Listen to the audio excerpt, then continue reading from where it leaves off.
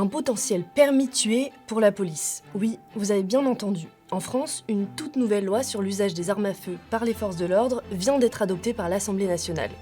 Et ça fait débat, vraiment débat. Alors, pourquoi parle-t-on d'un permis de tuer pour la police ? Moi, c'est Nemo, et ici, on prend le temps de répondre à des questions que je me pose et que vous vous posez peut-être aussi. Mais avant d'aller dans les détails, faut planter le décor. Cette loi, elle arrive dans un contexte particulier en France. La législation autour de l'utilisation des armes par la police fait débat depuis quelques années, presque 10 ans en fait. En 2017, les conditions dans lesquelles les forces de l'ordre pouvaient utiliser leurs armes avaient déjà été élargies. Et ça avait déjà provoqué un tollé. Surtout que depuis, les ONG dénoncent une augmentation majeure des tirs mortels des policiers sur des véhicules.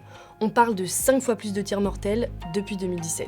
Je peux pas vous parler de ça sans mentionner Nahel Merzouk. En 2023, ce mineur de 17 ans a été tué d'une balle dans la tête, tiré à bout portant par un policier lors d'un contrôle routier à Nanterre.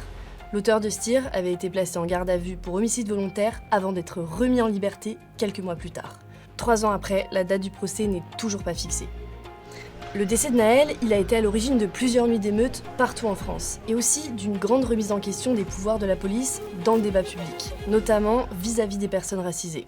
Ok, maintenant qu'on a planté le décor, qu'est-ce que contient exactement cette nouvelle loi ? En gros, elle prévoit que quand les policiers utilisent leurs armes, ils seront automatiquement présumés d'avoir agi dans le cadre de la loi. Selon Éric Pauget, le député LR qui a porté le projet, l'idée, c'est d'inverser la charge de la preuve.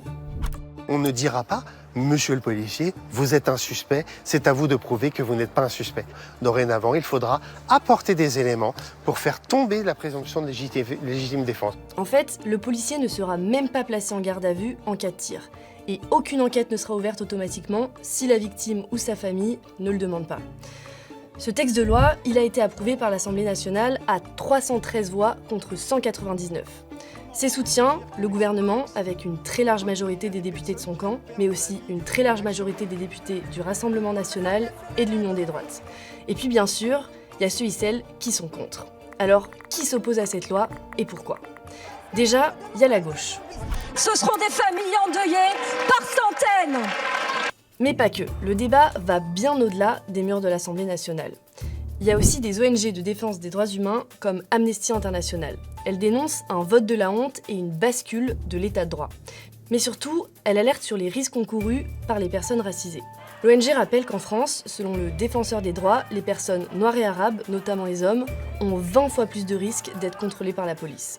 En plus d'Amnesty International, des associations de victimes de bavures policières, des citoyens, des syndicats de magistrats et d'avocats et même des institutions internationales s'opposent à cette loi. Ce qu'il faut souligner, c'est que cette loi, elle est unique. Aucun pays de l'UE n'a jamais adopté de texte de loi similaire. C'est important de souligner qu'il n'y a pas d'autre pays en Europe qui a une législation qui provoque une rupture d'égalité devant la loi, c'est-à-dire qui traite les policiers avec un statut spécial, des protections spéciales dont ne bénéficieraient pas les autres justiciables. Ici à Arte, on est franco-allemand, donc on aime bien comparer nos pays. Mais alors, la police française est-elle vraiment plus violente qu'ailleurs ?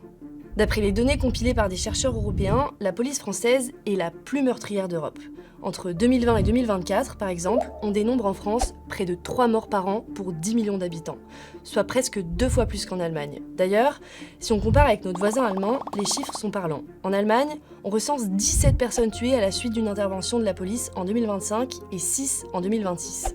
Alors qu'en France, les chiffres sont presque 3 fois plus élevés, avec 49 personnes tuées par la police en 2025 et 22 rien que les 5 premiers mois de cette année. Pas étonnant que la confiance dans la police soit plus élevée chez les Allemands. Elle est même au-dessus de la moyenne européenne, avec 84% des Allemands qui déclarent avoir confiance dans les forces de sécurité de leur pays, contre 68% des Français. Bref, petite conclusion pour finir.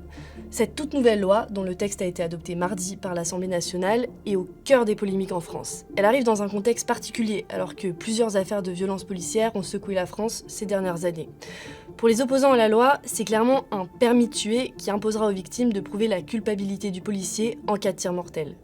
Reste à savoir si le Sénat, majoritairement à droite, adoptera définitivement le texte. En attendant, je vous dis à bientôt.